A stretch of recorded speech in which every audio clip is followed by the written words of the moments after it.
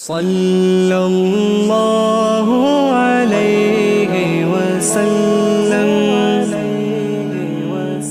ایک بات بڑی ضروری ہے، وہ میں نے آپ سے ضرور کرنی ہے۔ ایک آیت ہے قرآن پاک کی سورۃ بقرہ پہلا سپارہ آیت نمبر 120۔ اللہ تعالیٰ نے ایک حد بیان کر دی، فرمایا وَلَن تَرْضَىٰ عَنْكَ الْيَهُودُ وَلَا النَّصَارَىٰ حَتَّىٰ تَتَّبِعَ مِلَّتَهُمْ۔ فرمایا یہ یہودی اور عیسائی تم سے ہرگز راضی نہیں ہوں گے۔ یہ قرآن ہے اور سادہ ترجمہ تفسیر کی بھی ضرورت نہیں۔ یہ معاہدے کر لیں، محبت کے وعدے کر لیں، یہ تم سے راضی نہیں ہوں گے۔ کب راضی ہوں گے؟ حتی تتبع ملتہم، یہاں تک کہ تم ان کے دین کی پیروی کرنے لگ جاؤ۔ میرا جب پہلی دفعہ پاسپورٹ بنا تو میں نے سارا پڑھا، کتابیں پڑھنے کا شوق تھا شروع سے۔ اس کے ہر صفحے پہ لکھا ہے کہ سوائے اسرائیل کے، یعنی آپ پوری دنیا میں یہ سبز ہلالی پاسپورٹ لے کے جا سکتے ہیں، خبردار اسرائیل آپ یہ پاسپورٹ لے کے نہیں جا سکتے۔ یعنی اتنی نفرت کسی ملک سے کہ اس پر لکھ کے چھاپ دیا ہر صفحے پر کہ یہ پاسپورٹ سوائے اسرائیل کے ہر ملک کے لیے کارآمد ہے۔ میرا سوال ہے عرب کے ان لیڈروں سے جنہوں نے اسرائیل کے ساتھ معاہدہ کیا، مجھے بتاؤ تمہیں فلسطین کی بیٹیاں بھول گئی نا ساری کی ساری؟ تمہیں وہ ماں بھول گئی نا جو مسجد اقصیٰ کے دروازے پہ کھڑی ہو کے چیخیں مارتی تھی اور کہتی تھی کوئی علی کو خبر کرو کہ میری بچیاں قید میں ہیں؟ وہ بھول گئی؟ تمہیں وہ بہن بھول گئی نا جس پر شراب کی بوتل انڈیڑتے تھے اسرائیل کے فوجی؟ وہ آپ کو ابھی بھی ویڈیو مل جائے گی۔ وہ انڈیلتے تھے شراب کی بوتل، اسے پکڑتے تھے، دست درازی کرتے تھے، اور وہ بیٹی کہتی تھی یا رحمت للعالم۔ بھول گیا تمہیں وہ سارا کچھ؟ تم نے 1 منٹ لگایا اور تم معاہدہ کس سے کروا رہے ہو؟ امریکہ کے صدر سے؟ اتنا ظلم کیا تم نے، اتنا قاتل کے ساتھ معاہدہ؟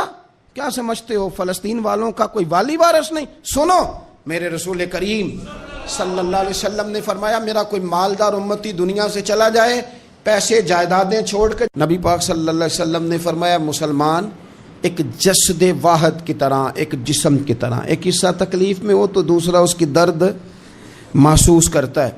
انسان کے وجود کے اندر سب سے قیمتی اس کا دماغ ہوتا ہے، اسی سے سوچتا ہے، اسی سے وہ عمل کرتا ہے، اسی سے منصوبہ بندی کرتا ہے، اسی سے وہ مومن ہوتا ہے، اسی سے معاذ اللہ کافر ہوتا ہے۔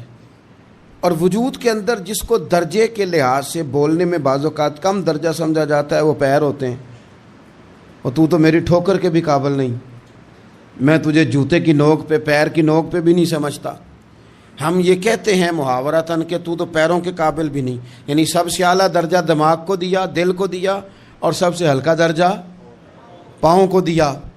لیکن مجھے بتلائیے گا اگر کبھی پاؤں کی سب سے چھوٹی انگلی، چھنگلیا، چیچی، اس پہ اگر کبھی زخم لگ جائے تو جسم کا سب سے اعلیٰ حصہ دماغ ہے، دماغ نے کبھی یہ کہا ہے کہ چھوڑو یہ تو سب سے نچلا درجہ ہے، نہیں جانا ڈاکٹر کے پاس، اتنا ٹائم کہاں ہے، رہنے دو، چھوٹی سی تو انگلی ہے، خیر ہے؟ ایسا کبھی ہوا ہے؟ دماغ فوراً کہتا ہے کہ باقی کام بعد میں کریں گے، پہلے ڈاکٹر کا پتہ کرو، اس کو مرہم پٹی کراؤ، کیونکہ اسے پتہ ہے کہ اگر یہاں درد رہی تو باقی جسم میں بھی درد رہے گی۔ اور یہ بھی پتہ ہے دماغ کو کہ اگر میں نے یہاں علاج نہ کرایا انگلی کا تو کہیں پیر بھی سارا زخمی نہ ہو جائے، اور اگر پیر کا علاج نہ کرایا تو ٹانگیں اور باقی وجود تک بھی زخم نہ آ جائے۔ لہذا دماغ جلدی فیصلہ کرتا ہے، ٹیسٹ کرانے کا، چیک اپ کرانے کا، دوائی لینے کا، مرہم پٹی کا۔ اور میرے بھائی مسلمان ایک وجود کی طرح ہے۔ یہ تو ہو سکتا ہے کچھ مسلمان ملک غریب ہوں اور کچھ کے پاس تیل کے کنویں ہوں، کچھ کے پاس سونے کے پہاڑ ہوں، یہ تو ہو سکتا ہے کہ بعض اوقات یہ وہ سمجھ لیں کہ ہم اعلیٰ درجے کے ہیں، لیکن یہ یاد رکھیں اگر ایک جسم کی طرح ہیں، سوچتے ہیں اور ہیں، کیونکہ نبی پاک نے فرمایا ہے، اگر اس طرح سوچتے ہیں تو پھر میرا خیال ہے کہ جس طرح تیل کے کنویں والے کو اپنی درد ہوتی ہے نا، سونے کے پہاڑوں والے ملک کو جس طرح اپنی درد ہوتی ہے نا، اس طرح اسے کسی کو بھیکارت کی نظر سے دیکھنا نہیں چاہیے، چونکہ جسد واحد ہے۔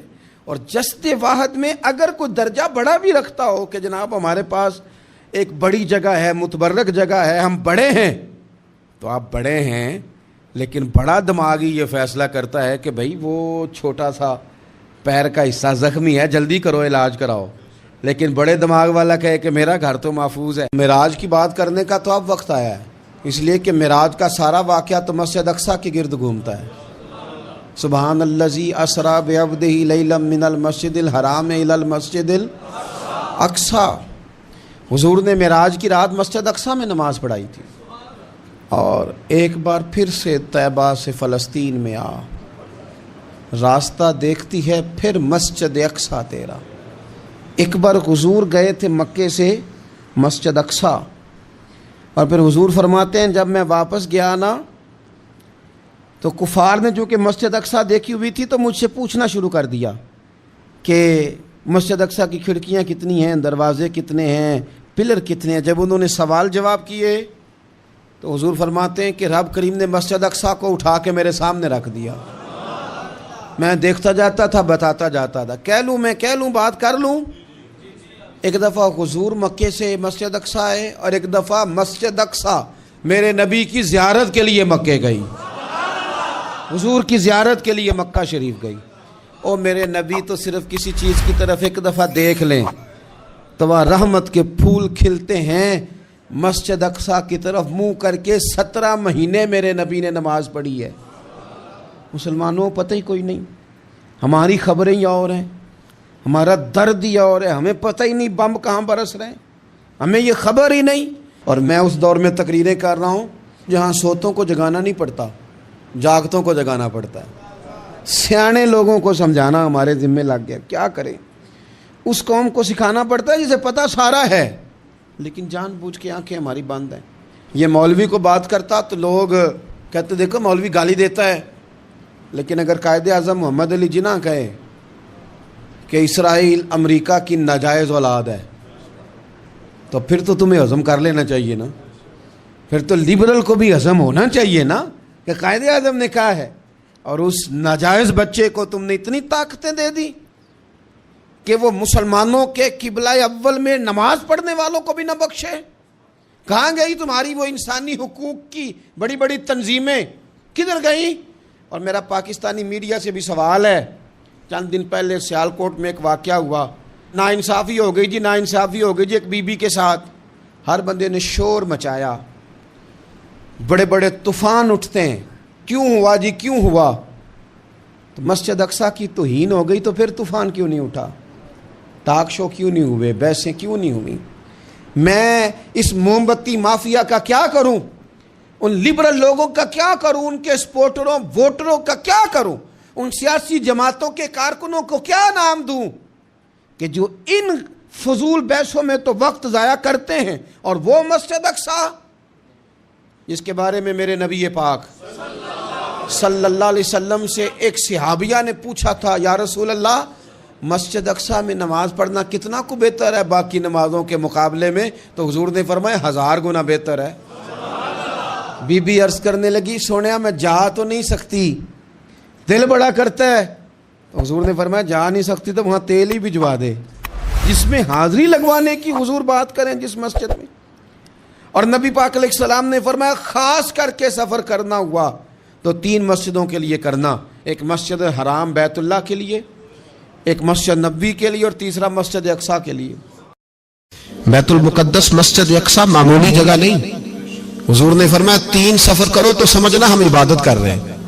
کون کون سے؟ فرمایا اگر بیت اللہ جاؤ تو عبادت سمجھ کے جانا، مسجد نبوی کی طرف جاؤ تو عبادت ہے، اور مسجد اقصی کی طرف جاؤ تو یہ بھی عبادت ہے۔ اور فرمایا مسجد اقصی میں جس نے ایک نماز پڑھی اسے 25,000 نمازوں کا ثواب ملے گا۔ اور میرے رسول پاک نے یہ وہ مسجد ہے جس کے ساتھ معراج شریف جڑا ہوا ہے۔ قرآن پاک نے کہا کہ اس مسجد میں سبحان الذی اسری بعبدہ لیلا من المسجد الحرام الی المسجد الاقصی۔ مسلمانوں قرآن کہتا ہے کہ تمہارے معراج کی شان رسول پاک کی مسجد اقصی سے جڑی ہے۔ جس محبوب کو رب معراج کرائے تو مسجد اقصی میں لا کے کرائے۔ وہ جگہ معمولی جگہ ہے، وہ معمولی جگہ ہے مسجد اقصی۔ نبی پاک نے وہاں نبیوں کی امامت کرائی، 17 مہینے اس مسجد کی طرف منہ کر کے تیرے اور میرے رسول نے نمازیں پڑھی۔ چھوٹی جگہ ہے، اور پوری دنیا کا مسلمان اسے چاہیے شرم سے گڑ جائے۔ ایک امریکہ کا صدر بول کے کہتا ہے کہ اسرائیل کو اجازت ہے اسے دارالحکومت بنائے، اور مسلمان حکمران بیان دے رہے ہیں ظالموں لٹیروں तुम अपनी अपनी सियासतें चमकाने के लिए पहले एक दूसरे को गालियां देते हो, फिर इकट्ठे बैठ जाते हो नंबरिंग करने के लिए। तुम दीन के इस मसले में सारे इकट्ठे क्यों नहीं बैठे? सारे पाकिस्तान के सियासतदानों को, उलमा और मशाइख को चाहिए था एक पेज पे इकट्ठे होते, इकट्ठे बैठ के एक बयान ही दे देते, एक बात ही कर देते। फिर मेरा सलूट है तुर्की के सदर को, फिर मेरा सलूट है तुर्की के सदर को। उसने बहुत अरसा पहले कहा था मस्जिद अक्सा मेरी ख्वाब में आई थी और रो के कहती थी आए मुझे कोई सलाहुद्दीन अय्यूबी का मानने वाला, कोई आए मुझे बचाए। कहते मेरी ख्वाब में आई थी और रोती थी, कहती थी कोई आए। और एक शायर ने कहा मस्जिद अक्सा नबी पाक को भी बुलाती है, कहती है एक बार फिर तैबा फलस्तीन में आ, रास्ता देखती है फिर मस्जिद अक्सा तेरा, एक बार फिर से तैबा से फलस्तीन में आ, रास्ता देखती है फिर मस्जिद अक्सा तेरा। कोई बोला नहीं इतना मुकद्दस मकाम, छोटे छोटे बयान, और कहीं इकट्ठे हो जाओ, मैं बताता हूं तुम्हें मसले का हाल क्या है, मैं बताता। दो काम करो, एक काम वो करो जो हजरत सलमान फारसी ने किया था। सुनो सुनो हाल सुनो मसले का, मैं छोटा आदमी हूं पर हाल सुनो मसले का। जिंदगी में एक काम मुसलमान कर ले, जट बन के, भट्ट बन के, राई बन के, पाकिस्तानी, मिस्री, सऊदी बन के बड़ा जी लिया। एक काम वो करे जो हजरत सलमान ने किया था। जब एक काफिर ने पूछा आपका नाम क्या है, तो फरमाया मेरा नाम इस्लाम है। बोलिए सारे मेरा नाम। कहा तुम्हारे बाप का नाम, फरमाया इस्लाम। दादा का नाम, का इस्लाम। परदादा का नाम, बाजू तेरा तौहीद की कुव्वत से कवी है, इस्लाम तेरा देश है तो मुस्तफवी है। एक काम वो करो जो हजरत सलमान ने किया था। काफिर जब पूछे तो कहो हम सारे इस्लाम हैं, हम सारे क्या हैं, हम पहले मुसलमान हैं, बाकी बाद में कुछ और चीज। दूसरा काम वो करो जो हजरत अमीर मुआविया ने किया था। सुन लो ये हाल है इस मसले का। सुनो हजरत मौला अली शेर खुदा रज़ी अल्लाह ताला अन्हु और जनाबे अमीर मुआविया की जंग हो रही थी, लड़ाइयां हो रही थी, इख्तलाफात थे, फौजें बैठी थी। हजरत मौला अली और जनाबे अमीर मुआविया की जंग हो रही थी। तो रूम के बादशाह ने, ईसाई बादशाह ने हजरत अली को खत लिखा कि मैं तेरे ऊपर हमला करने वाला हूं। खत लिखा ना हजरत अली को, तो जवाब हजरत अमीर मुआविया ने दिया। चाहिए था ना मौला अली जवाब देते, हजरत अमीर मुआविया बोले और बोल के कहने लगे और रूम के कुत्ते हम घर में जितना मर्जी लड़े, ये ना समझना तू अली पे हमला करेगा तो मैं तमाशा देखूंगा।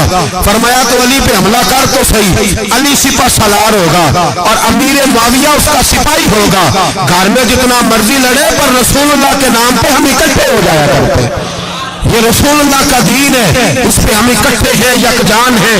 फरमाया अली सिपा सलार होगा और अमीर मुआविया सिपाही होगा, इकट्ठे निकलेंगे और कुफर को बताएंगे कि अगर तुम मुसलमानों की तरफ देखोगे फिर हम यकजान हैं, फिर हम बोलिए फिर हम गुंबद खजरा के साए तले एक हैं, एक हैं, एक थे और एक रहेंगे। इसलिए ये दो काम अगर मुसलमान करे, दो काम ठीक है, इख्तलाफ हो गए, बड़ा कुछ हो गया, लेकिन उनसे कहें कि जब तुम आओगे तो फिर हमें लहदा लहदा नहीं पाओगे, फिर हमें तुम इकट्ठे पाओगे, इकट्ठे मैदान में निकलेंगे। और कोई इतनी लंबी चौड़ी बात नहीं, मैं क्या करूं, मेरा तो आइडियल बनता जा रहा है तैयब उर्दगान। अजीब बात है ना कि उसके पास एटमी ताकत आपसे कमजोर है, आपकी तगड़ी है। उसके पास जो फौजी ताकतें हैं वो अपनी जगह पर, आपकी फौजी ताकतों का लोहा मानती है दुनिया। लेकिन फिर मुझे कहने दो ना, मैदान में बंदा एटमी ताकत से नहीं लड़ता, ईमान की कुव्वत से लड़ता है। और बोल उठा है ना, क्या कर लिया उसने अपनी पार्लियामेंट से खिताब किया है, मुतालबा है, उलमा से गुजारिश है, मशाइख से गुजारिश है, हर मकतबा फिक्र के आदमी से गुजारिश है, उलमा और सियासतदानों से अपील है कि पार्लियामेंट का मुश्तरका इजलास बुलाएं, मुश्तरका, उसमें हर सियासी जमात का लीडर बैठे और इकट्ठे बैठ के उनको ये मैसेज दे कि बाजू तेरा तौहीद की कुव्वत से कवी है, इस्लाम तेरा देश है तू मुस्तफी। और उनको बताएं कि हजारों कौमें वजूद में आई, दहर में खुश्क तर के रिश्ते से हमने बुनियाद दोस्ती रखी, याद खैरुल बशर के रिश्ते से। मुसलमान ही नहीं होता। सलाहुद्दीन अय्यूबी अपने खैमे में बैठे हैं तो एक बीबी आ गई, उस कबीले का कोई शख्स मुसलमान नहीं होता। बीबी आई, आगे कहने लगी मेरे 4 बेटे जंग में खो गए, छोटे छोटे बच्चे, جنگ میں کھو گئے مل نہیں رہے، فوجیوں کو حکم دے مجھے میرے بچے تلاش کر کے دیں۔ صلاح الدین ایوبی نے جھٹ پٹ سر پہ امامہ باندھا، نیزہ پکڑا، سینے بند باندھا، اپنے جبے کو سمیٹا اور باہر کہنے لگی تو کدھر جا رہا ہے؟ کہنے لگا میں خود تیرے بچے تلاش کر کے دوں گا۔ صلاح الدین چند سپاہی ساتھ میں گلی گلی نکلے، گلی گلی فجر کے نکلے، اثر ہو گئی، تھک گئے، 2 نمازیں صحرا میں پڑھی، جنگل کے اندر پہنچے تو ایک کونے میں 4 بچے ایک جگہ ڈرے اور سہمے ہوئے بیٹھے ملے۔ صلاح الدین ایوبی اٹھا کے لائے، ماں کو کہنے لگے تیرے بچے ہیں۔ نکلا اس لیے تھا کہ میرے نبی نے فرمایا بچے جدا ہوں تو ماں کو درد بڑا ہوتا ہے، اور میرے رسول نے فرمایا تھا جب جنگ کرنے جاؤ تو کھیت برباد نہ کرنا، فصلیں تباہ نہ کرنا، بچوں کو ماں سے جدا نہ کرنا۔ فرمایا میں سوچ رہا تھا تیرے بچے کہیں میری وجہ سے جدا ہو گئے تو مصطفیٰ کو جواب کیا دینا؟ فرمایا تیرے بچے ڈھونڈ کے لایا ہوں۔ بچے ماں کے پاس آنے لگے تو ماں نے بڑے بیٹے کے منہ پہ تھپڑ مارا، کہتا ہے اماں کیا ہوا؟ کہنے لگے تو نے سنا نہیں کہ دشمن کے بچوں کی اتنی حفاظت کرتا ہے؟ میرے پاس نہ جا، اس کے قدموں میں بیٹھ جا، جس نبی کے غلام اتنے سچے ہیں وہ نبی کتنا سچا ہوگا۔ بنو قریظہ اور بنو نذیر 2 محلے تھے یہودیوں کے۔ یہودیوں نے بڑی عہد شکنی کی تو نبی پاک صلی اللہ علیہ وسلم نے ان کو بے دخل کر دیا، مدینے سے نکال دیا، مدینہ منورہ سے۔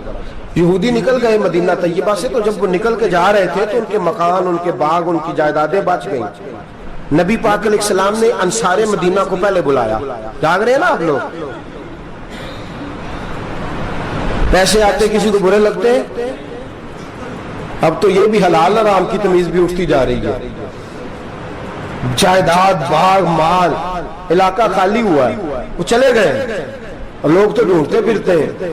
اللہ خیر فرمائے، شاملہ ہر جگہ ملتی نہیں اب شہروں میں، وہ کس کس نے نام کرا لی، کدھر گئی ہے کوئی خبر ہی نہیں، خالی جگہ پڑی ہے۔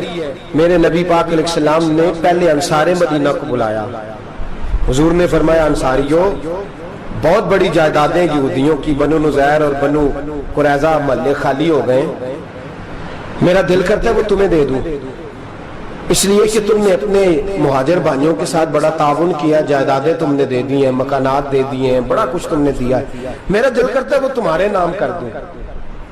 تو انصار مدینہ کیا کہنے لگے یا رسول اللہ دے تو ہم نے دیا ہے پر وہ بیچارے جھچکتے ہی رہتے ہیں، وہ جھچکتے ہی رہتے ہیں، کھول کے ہماری چیزیں استعمال نہیں کرتے۔ تو حضور ہم تو پہلے انصار ہیں، ہمارے پاس بڑا کچھ ہے، آپ مہربانی فرمائیں وہ سارا کچھ مہاجروں کو دے دے مہاجرین کو، ہمیں نہیں چاہیے۔ اب چلے گئے بات کر کے، میرے حبیب پاک نے مہاجروں کو بلا لیا، فرمایا بنو نذیر اور بنو قریظہ قبیلے کی جائیدادیں آئی ہیں، تمہارے پاس بظاہر جو چیزیں ہیں بھی وہ بھی انصار مدینہ کی ہیں، تو میرا یہ خیال ہے کہ وہ سارا کچھ تمہیں دے دیا جائے۔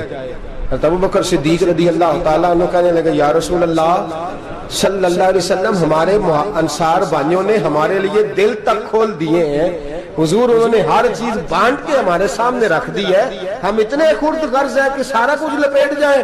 کہا حضور ہمارے پاس جو مکان ہے وہ ہے، ہم کاروبار کر رہے ہیں، تجارتیں کر رہے ہیں، مزدوریاں کر رہے ہیں، ہم انشاءاللہ اور بنا دیں گے، آپ یہ ہماری طرف سے ہمارے انصار بھائیوں کو گفٹ کر دیں، آپ انہیں دے دیں۔ میرے حبیب کی آنکھوں میں آنسو آ گئے، میرے نبی پاک علیہ السلام رو پڑے، یا رسول اللہ آپ کیوں روتے ہیں؟ فرمایا تمہارا یہ بھائی چارہ قائم رہا تو اللہ اسلام کو بڑی قوتیں عطا فرمائے گا، اللہ طاقتیں دے گا اسلام کو، اگر تمہارا یہ رنگ قائم رہا، یہ انداز، میرے غلاموں تمہارے یہ طور طریقے، ایک بھائی کہتا ہے دوسرے کو، دوسرا کہتا ہے تیسرے کو۔ مسلمانوں کی نا ایک تعداد لڑتے لڑتے لڑتے لڑتے دور چلے گئی، تاتاریوں نے قید کر لیا، 4 مسلمان تھے، تبلیغ کرنے گئے، جنگ کرنے گئے، جہاد کرتے کرتے کافروں سے لڑتے لڑتے تاتاری قوم میں چلے گئے، وہاں قید کر لیے گئے تو سزائے موت کا حکم ہوا، 4 بزرگ تھے، سزائے موت کا حکم ہوا تو تاتاری بادشاہ جو تھا وہ بڑا خلاف تھا، بڑا سخت مخالف تھا مسلمانوں کے، اس نے کہا کہ ان کو جب پھانسی دینا نا مسلمانوں کو تو میرے سامنے دینا۔ اب 4 عالم ہیں، 4 صوفی ہیں، سفید داڑیاں، سر پہ امامے، پھانسی کا وقت آیا تو جو پھانسی گھاٹ ہے وہ ایک ہے، چاروں کو کٹھے پھانسی نہیں ہو سکتی، ایک کو کہا کہ ایک ایک کر کے ان کو پھانسی دو۔ جب پھانسی کا وقت آیا نا تو جو سب سے پیچھے صوفی تھے وہ دوڑ کے آگے آئے، کہنے لگے بادشاہ پہلی باری میری لگا، पहली। अब बादशाह ने कहा ठीक है इसे लटका दो। वो करीब आए तो दूसरे दौड़ आए, कहने लगे नहीं नहीं पहली बारी में, मैंने ज्यादा काफिर कत्ल किए, मेरा बड़ा जुर्म है, मुझे पहले सजा दो। उनको फांसी देने लगे तो तीसरे आ गए, कहने लगे नहीं ये तो मेरा कत्ल करता था, रास्ते मैं बताया करता था, ढूंढ के मैं बतलाता था कि यहाँ ज्यादा तादाद है, मुझे पहले फांसी दो। तीसरे के साथ बात हो रही थी तो चौथा दौड़ा आया, कहने लगा ये रास्ते बताता था, ये तबलीग करता था, ये सारा कुछ करता था, लेकिन कहा ये कहते थे चलो वापस चलते हैं, मैं जाने नहीं देता था, मैं कहता था और काफिर मारने और इलाके फतह करने, मेरा जुर्म बड़ा है, मुझे पहले फांसी दो। बादशाह कहने लगा मुझे 35 साल हो गए हुकूमत करते, बड़ी दुनिया को फांसी दी है, लोग तो एक दूसरे को धक्के देते हैं कि पहले तू जा पहले तू जा, और तुम कैसी कौम हो कि एक दूसरे पे कुर्बान हो रहे हो। कहने लगा तुम एक बाप की औलाद हो, जाग रहे आप लोग, तातारी बादशाह काफिर बादशाह इस्लाम की मुखालफत कर दो, एक बाप की औलाद हो का नहीं, एक कबीले के रहने वाले हो का नहीं, एक मुल्क के रहने वाले हो नहीं। उसने कहा रिश्ता क्या है तुम्हारा, रिश्ता क्या है? तो बोल के कहने लगे खुदा एक है नबी एक है, खुदा एक है और नबी मुनफरद एक है, इस कौम की नुकसान भी एक ही सबका नबी, अल्लाह भी कुरान भी एक। क्या ही अच्छा था होते अगर मुसलमान भी एक, यूं तो सैयद भी हो, मिर्जा भी हो, अफगान भी हो, तुम सभी कुछ हो बताओ कि मुसलमान भी हो। फरमाया हमारा अल्लाह एक है नबी एक है, तो कहा फिर एक दूसरे पे जान क्यों देते हो? फरमाया हमारे नबी ने हमें भाई भाई बना दिया है, भाई का दिल नहीं करता उसकी आंखों के सामने भाई चला जाए, हमारा दिल नहीं करता पहले मुझे दे पहले मुझे दे। बादशाह कहने लगा तुम्हारा जज्बा मुझे मुतासर कर गया, जाओ मैं तुम चारों को आजाद करता हूँ, तुम्हें आजाद करता हूं। मेरे दोस्तों ये रंग था, देखे ना, ये इस धरती ने निजाम देखा है ना, इस फलक ने पहली बार देखा, इस जमीन ने पहली बार, और मेरे हज़रत साहब फरमाया करते थे जमीन तड़प के रोई, उसने पहली दफा देखा। ओहद का मैदान है, 3 सहाबा तपती हुई जमीन पे जख्मों से चूर चूर पड़े हैं। हजरत अनस बिन नजर रज़ी अल्लाह ताला अन्हु पानी का प्याला लेके पहुंचे, एक जख्मी से कहा तुझे पानी पिलाना है, तो कहने लगा मेरे जख्म थोड़े हैं, वो जो साथ पड़ा है उसके जख्म गहरे हैं, पहले उसे पानी पिला दे, जा उसे दे दे। उसके पास पहुंचे तो वो कहने लगा वो मुझसे पहले गिरा था, उसका जख्म ज्यादा गहरा है, उसे पानी पिला। तीसरे के पास गए तो कहने लगा चौथा तड़प ज्यादा रहा है, उसकी उम्र ज्यादा है, मैं तो जवान हूं बर्दाश्त कर लूं, बुढ़ापे की वजह से निढाल हो गया, पहले उसे पानी पिला। चौथा कहने लगा पांचवें के पास जा, पांचवा कहने लगा छठे के पास जा। हजरत अनस बिन नजर कहते मैं रो पड़ा, मैंने कहा मोहम्मद के गुलामों, रसूल ने तुम्हें कैसा जज्बा दे दिया है, जुबानें प्यास से बाहर है लेकिन तुम्हारी अखुबत मरते दम तक कायम है। कहते मैं 7वें के पास गया तो कहने लगा अगर 6 कुर्बानी दे सकते हैं तो मुझे खुद गर्ज न समझ, मैंने नहीं पानी पीना, जा पहले के पास ले जा। कहते मैं पहले के पास आया तो रूह परवाज कर गई, दूसरे के पास आया तो रूह परवाज कर गई, मैं 7वें तक आया तो इंतकाल कर गए। कहते हैं पानी का प्याला मैंने उठाया और मैंने जमीन पे रखा तो मैंने कहा पानी गवा रहना, मोहम्मद के गुलाम मर तो जाते हैं पर एक दूसरे का ख्याल बड़ा रखा करते हैं, गवा रहना ये मर जाया करते लेकिन एक दूसरे का दर्द। मेरे दोस्तों लुटा हुआ बर्मा, रोते हुए मुसलमान, सिसकतियां और आहें लेती हुई माएं पूछती हैं ए खासा ए खासान रसूल वक्त दुआ है, उम्मत पे तेरी आके अजब वक्त पड़ा है। वो दीन जो बड़ी शान से निकला था वतन से, परदेश में वो दीन आज गरीबुल गुरबा है।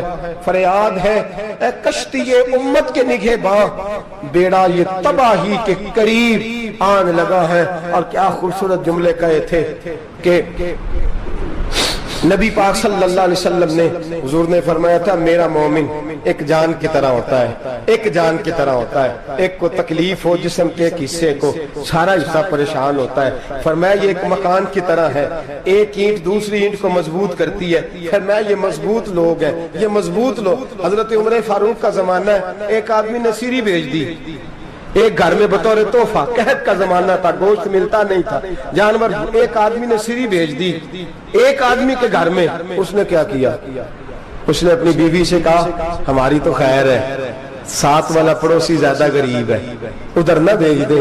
یہاں گندم امیر شہر کی ہوتی رہی خراب اور بچی کسی فقیر کی فاقوں سے مر گئی. کہا ساتھ والے پڑوسی کے گھر سے میں کئی دنوں سے بھوک کی آوازیں، وہاں بھیج دے. اس کے گھر گئی تو اس کی بیوی شوہر کو مشورہ دیتی ہے، کہتی ہے میرے بچے تو دلیر ہیں، ساتھ والے کے چھوٹے ہیں، وہ گزارا نہیں، ادھر نہ بھیج دیں. ادھر گئی. ایک روایت ہے 7 گھر، ایک روایت ہے 21 گھر. 21 گھروں میں گھومتی ہوئی وہ سری پھر پہلے کے گھر میں آ گئی اور پہلا صحابی کہنے لگا صرف تو نے محمد کا کلمہ نہیں پڑھا، باقی 20 نے بھی پڑھا ہوا ہے. صرف تو نے ہی رسول اللہ سے یہ درس نہیں لیا، باقیوں نے بھی لیا ہے. اور صرف تیرے اندر ہی جذبہ احسار نہیں، تو ہی صرف مسلمانوں سے پیار نہیں کرتی، سارے ہی پیار کرتے ہیں. وہ سری پھر آ گئی. اب کیا کرنا ہے؟ اب کیا کرنا ہے؟ تو امام نبوی نے لکھا ہے، وہ کہنے لگی کرنا کیا ہے، پکاؤں گی میں اور کھائیں گے 21 گھر.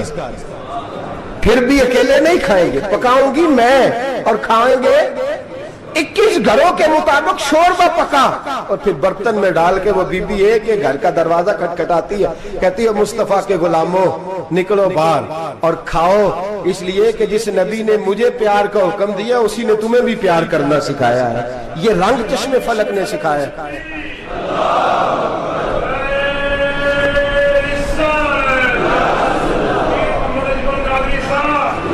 آپ کی بڑی مہربانی. زندہ باد وہی ہے جس کو اللہ رسول زندہ باد فرمائے. بڑی مہربانی، اللہ جزا دے. عرض یہ کرنے جا رہا تھا کہ رسول کریم صلی اللہ علیہ وسلم نے پیغام دیا امت کو. فرمایا دیکھیں نا کتنے بڑے لفظ ہیں.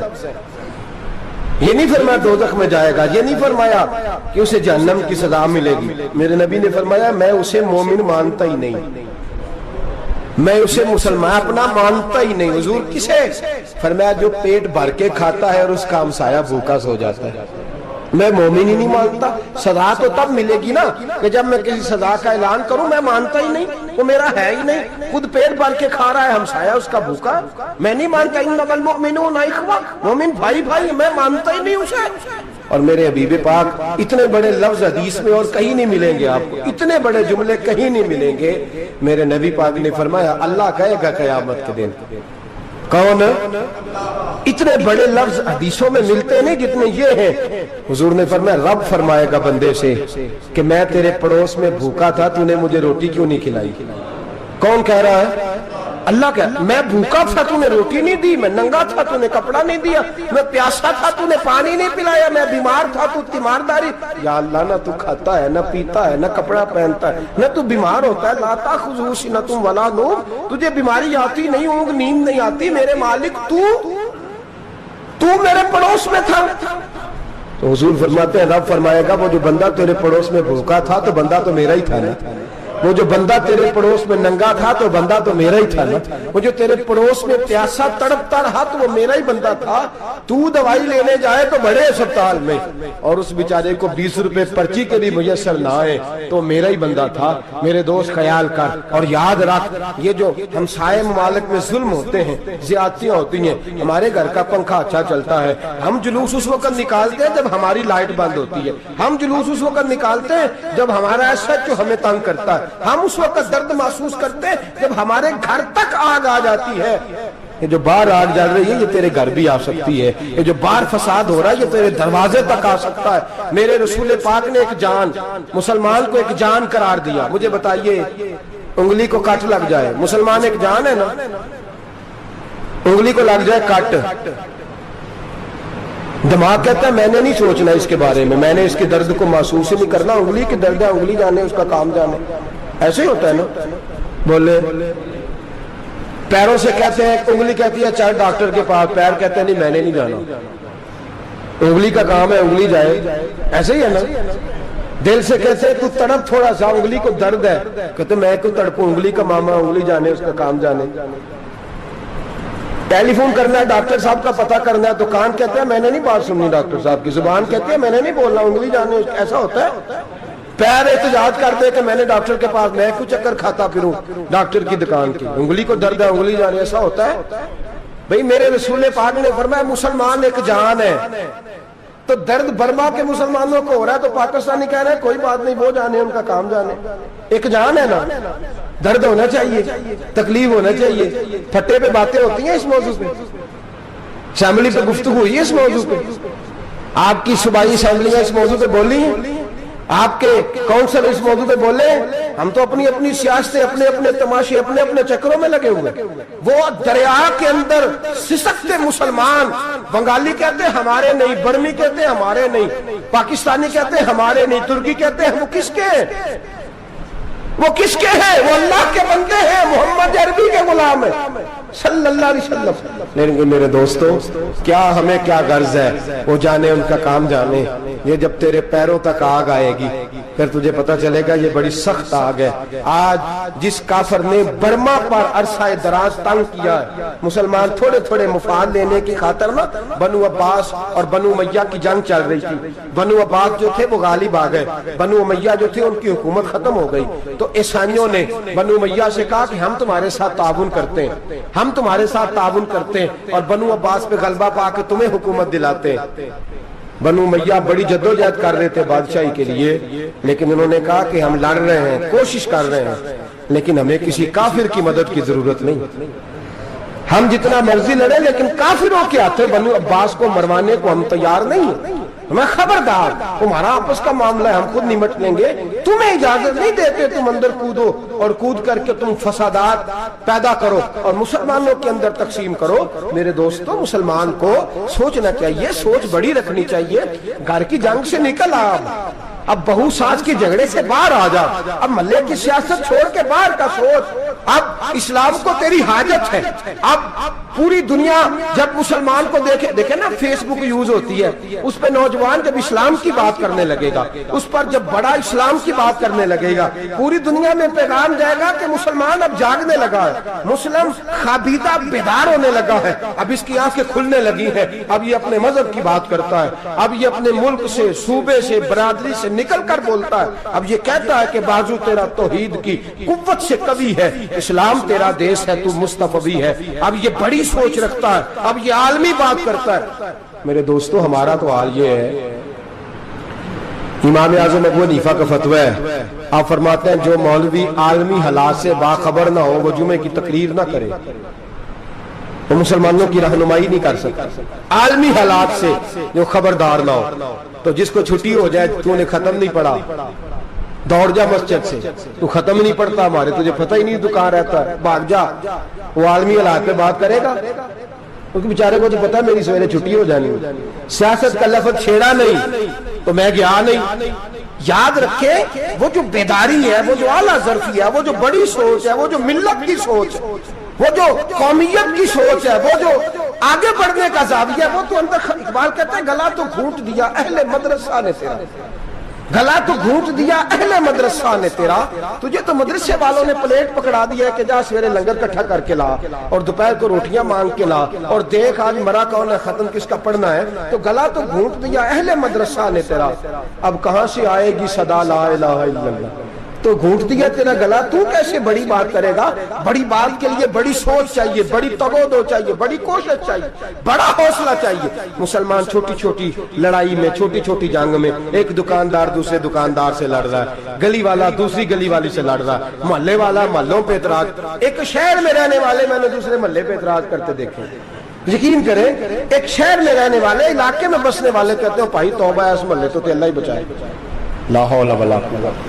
وہ جو تقسیم در تقسیم کی سوچ ہے، اس نے چھوٹے چھوٹے ٹکڑوں میں مسلمانوں کو بانٹ دیا ہے. چھوٹی چھوٹی تقسیم ہے، چھوٹا چھوٹا ہمارا مزاج ہے، چھوٹی سوچ ہے. بڑی سوچ کی بات سنیے. صلاح الدین ایوبی، جاگ رہے ہیں نا آپ لوگ؟ تو آخر حضرت صاحب ایڈی وڈی گل چھیڑ چھڑی ہے، یہ مطلب ہی کون نہیں، کنے برما جانا ہے تو کنے مدد کرنی ہے. میں تو بھائی فریضہ سر انجام دے رہا ہوں. میرے نبی نے فرمایا برائی کو یا ہاتھ سے بدل، ہاتھ سے نہیں بدل سکتا تو زبان سے تو بولنا. تو میں معذور ہوں، کمزور آدمی ہوں، ہاتھ سے بدلنے کی طاقت نہیں رکھتا، تو دوسرے درجے پہ تو مجھے عمل کرنے دو نا. اثر کرے نہ کرے سن تو لے میری فریاد، نہیں ہے داد کا طالب یہ بندہ آزاد. رونے تو دو، تڑپنے تو دو، آہیں تو بہانے دو، سسکیاں تو لینے دو، مار کھائیے تو تڑپنے تو دو. وہ قرآن پاک برما میں پابندی لگی ہے تو میں یہاں سوچنے لگا ہوں کہ وہاں تو پابندی لگی ہے، یہاں پہلے لوگ کوئی نہیں پڑھتی. معاذ اللہ تعالی حالات دن پہ دن مسلمانوں کے لیے ایک ایک کر کے. افغانستان میں جو آگ لگی تھی، پھر وہ عراق میں بھی لگی، پھر وہ لیبیا میں بھی لگی، پھر وہ مصر میں بھی لگی، پھر وہ یمن میں بھی لگی. सऊदी अरब में धमाके हुए, मेरा दिल तड़पा है, मुझे परेशानी हुई। मैं बच्चे पास थे, मैं बड़ा डिस्टर्ब हुआ। मैंने कहा यार ये हमारा सबका इजमाई अकीदत का मरकज है। हम कम से कम 1000 इख्तलाफ के बावजूद कहा करते थे कि अरब में अमन है यार, वहाँ सुकून है, वहाँ दुकानें खुली छोड़ के लोग चले जाते हैं। वहां भी फसाद होने लगा, वहां भी आग बढ़ गई है। लेकिन हम सिर्फ छोटी छोटी करके जब आग बुझाने की कोशिश करेंगे उस वक्त आग नहीं बुझेगी। जब हर आदमी अपने प्याले में पानी लेके आएगा, हर शख्स अपने घर की नल चलाएगा, हर शख्स नलका चलाएगा और पानी निकाल के ये आग बुझाएगा, तब ये आग बुझेगी। हर आदमी को किरदार, सोच बड़ी करे, नजरिया बड़ा करे, मिल्लत की बात करे, मुसलमान होके सोचे, मुसलमान होके सोचे खुदारा निकले ये घर के झगड़ों से, थोड़ी देर के लिए अपने आप को बड़ा करे, बड़ी सोच आप बनाएं। जब दोस्तियां लगाएं, यराने लगाएं, फिर छोटे मोटे हिसाब से बचें। बाबा बुल्ले शाह साहब फरमाते कोरे वर्क किताब नहीं हुंदे, कोरे वर्क किताब नहीं हुंदे, पत्थर दिल गुलाब नहीं हुंदे। ओ बुल्लिया यारी सोच के लाई, यारा नाल हिसाब नहीं हुंदे। फिर जरा निकले इस हिसाब किताब से बाहर, बुल्लिया यारी सोच के लाई, यारा नाल हिसाब नहीं हुंदे। फिर जरा बड़ा ज़हन करे, छोड़े अपने हिसाब। युबसिरून अला अनफुसिहिम वलनबलुवन्नकुम बिशैइन मिनल खौफि वल जुइ व नक्सिन मिनल अमवालि वल अनफुसि वस समरात। फिर हिसाब किताब से निकले, फिर इमाम अली मकाम की तरह ये सोच बनाए कि हुसैन के बच्चे चले जाए तो कोई हर्ज नहीं, उम्मत पर आंच नहीं आनी चाहिए। एक इमाम अली मकाम, कल तक इमाम मैदान में खड़े थे तो अकेले थे, लेकिन आज पूरी दुनिया कहती है हुसैन हमारा है, हुसैन हमारा। आज नजरिया इमाम अली मकाम जिंदा है, तू अकेला है तो खड़ा हो, ये ना कहा कर। छोटी सी मस्जिद है, एक कोना का खड़कावा, मौलाना तकरीर कर रहे हैं तो क्या बनेगा, एक आवाज कहीं से गूंजा करती है, फिर उसमें तासीर मेरा अल्लाह पैदा फरमा दिया करता है, फिर उसके अंदर कुव्वत मेरा रब पैदा फरमा दिया करता है, फिर अल्लाह उसमें तासीर पैदा करके चार दांग आलम में फैला दिया करता है। सलाहुद्दीन अय्यूबी, मुसलमानों पे जुल्म हुआ, फलस्तीन में आग लगी और पूरे फलस्तीन की गलियां खून से भर गई। एक दिन के अंदर 70,000 मुसलमान कत्ल हुआ। घोड़ों से सड़कों पे चला नहीं जाता था, घोड़े फिसलते थे, इतना खून था। और कच्ची सड़कें थी, इतना खून था। पहले कच्ची जमीन ने खून पिया, फिर खून उससे बाहर आया, फिर भी इतना सख्त 70,000 आदमी कत्ल हुआ। सलाहुद्दीन अय्यूबी कौन थे? मेरे गौसे आजम जिलानी के मदरसे के तालिब इल्म थे। जामिया निजामिया मदरसा, ये मदरसे हैं जिन्होंने दीन के मुजाहिद पैदा किए, मदारस है जिन्होंने दीन के मुजाहिद पैदा करके पूरी दुनिया के अंदर फैलाए हैं।